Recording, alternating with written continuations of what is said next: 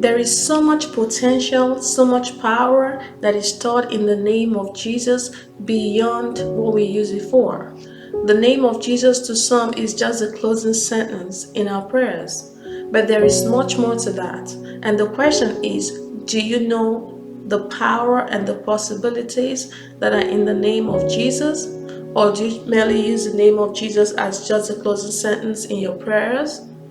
In this series of teaching, I wanted to join me so that we can discover and unravel the power, the possibilities, and all the potential that are stored in the name of Jesus, and to teach you how to begin to use the name of Jesus even much more effectively. You're going to learn how to use the name of Jesus as a tool. You're going to learn how to use the name of Jesus as a weapon, as a key, as an object that we use to transform not just your life, but that of your loved ones.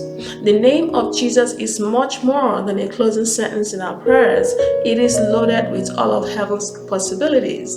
And this is going to be a fascinating journey. So I welcome you on this series as we explore the potentials and the power in the name of Jesus. There is so much to the name of Jesus than we realize. The name of Jesus is loaded with so much possibilities, so much power, so much authority than we are actually utilizing in our lives.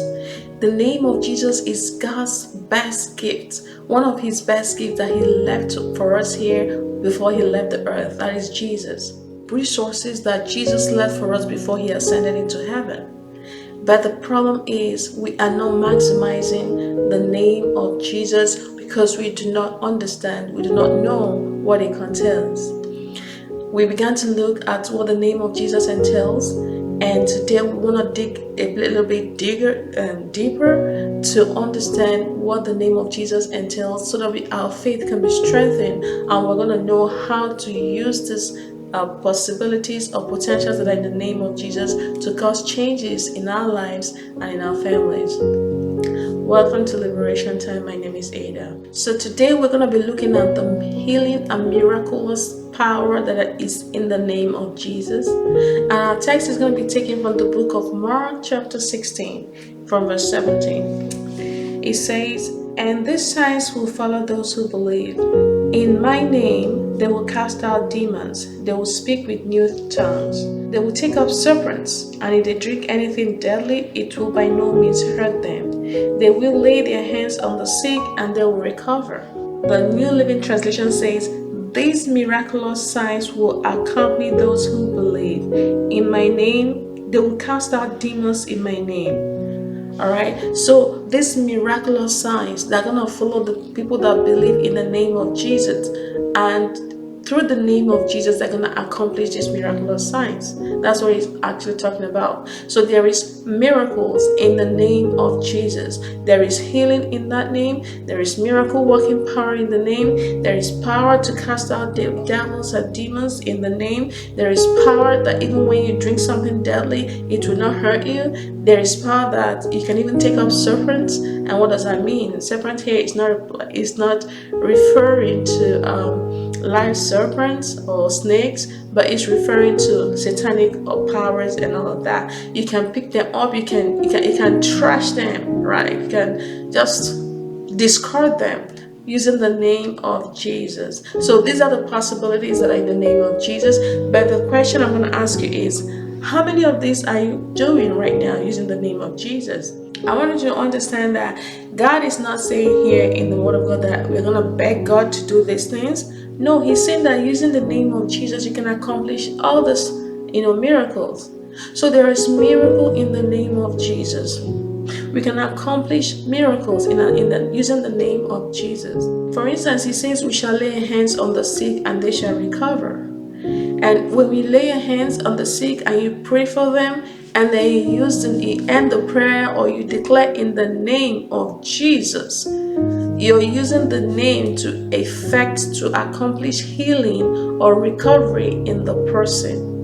So it's not even necessarily your long prayers or protracted prayers that you pray, but you using the name to effect healing, to command healing to begin to take place using the name of Jesus.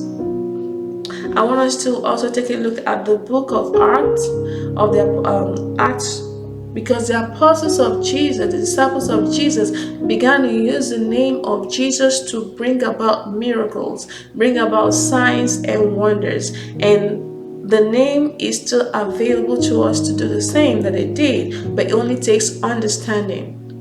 So let's take a look at the book of Acts. In the book of Acts, chapter 3, from verse 1, it tells us how the disciples used the name of Jesus to effect a miracle in the life of a crippled man. So let's join me as we read. It's a nice read, okay? Now Peter and John went up together to the temple at the hour of prayer, the ninth hour, and a certain man, lame from his mother's womb, was carried, whom they laid daily at the gate of the temple, which is called Beautiful, to ask alms of those who entered the temple, who, seeing Peter and John about to go into the temple, asked for alms. And fixing his eyes on them with John, Peter said, "Look at us." And he gave them his attention, expecting to receive something from them. Then Peter said, "Silver and gold I do not have, but what I do have I give you. In the name of Jesus Christ of Nazareth, rise up and walk." And he took him by the right hand and lifted him up, and immediately his feet and ankle bones received strength. So he, leaping up, stood and walked and entered the temple with them, walking, leaping, and praising God.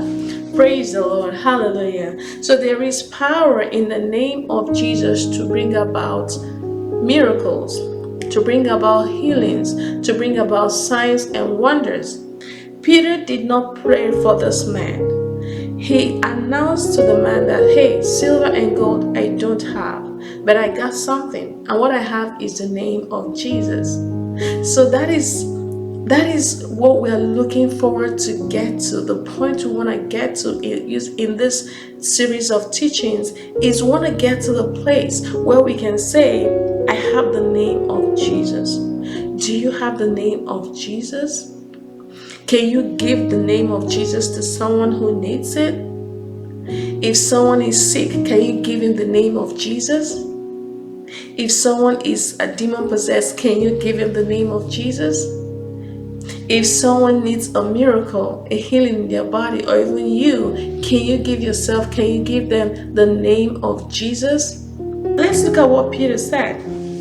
He said, "Silver and gold I do not have, but what I do have I give you. In the name of Jesus, rise up and walk." So Peter had the name of Jesus, and he had it like a currency. He didn't have physical currency. He didn't have cash on him. He didn't have dollars or whatever they were using in those days, but he had something, and what he had was equal to, it was a miracle working tool, a miracle working equipment, a miracle working resource, and he could give it out at random to whomever needs it. And this man needed it. And so he said, "I don't have money to give you, but I got something. I got the name of Jesus, and I'm going to give it to you." And he commanded, "In the name of Jesus, you rise up and walk." He didn't call God to come heal the person. He didn't call Jesus to come heal this man. He did not call the Holy Spirit to come heal this man. He gave him something. What he gave him healed him. And what he gave him was the name of Jesus. Hallelujah. I'm so excited. So when God tells us there is healing, there is miracle in the name of Jesus, there is power in the name of Jesus, there is miracle working power, there is healing in the name of Jesus, there is deliverance in the name of Jesus. When we begin to use the name as a tool, as an equipment, as a resource, and we know that we have the name and we can issue it out as a legal tender to bring about the needed change. Hallelujah. Glory to God. Our time is up, and so we're going to stop on this note. In case you have not given your life to Jesus, I want to give you an opportunity to do that. Simply repeat this prayer after me. "Lord Jesus, I believe you died on the cross for me and you rose again. I receive into my heart as my Lord and my personal Savior. Forgive me all my sins. Fill me with your Holy Spirit and help me to live a life that will please you. In Jesus' name I pray. Amen and amen." Hallelujah. Congratulations. Now you're born again. and I'm gonna see you in the next video. If you haven't done so, please go ahead, like, share, and subscribe. And we haven't even started scratching the surface of our teachings. Like, this is just the beginning part. So join me in the next video as we explore what else is in the name of Jesus. Remember, Jesus came to set the captives free. God bless you.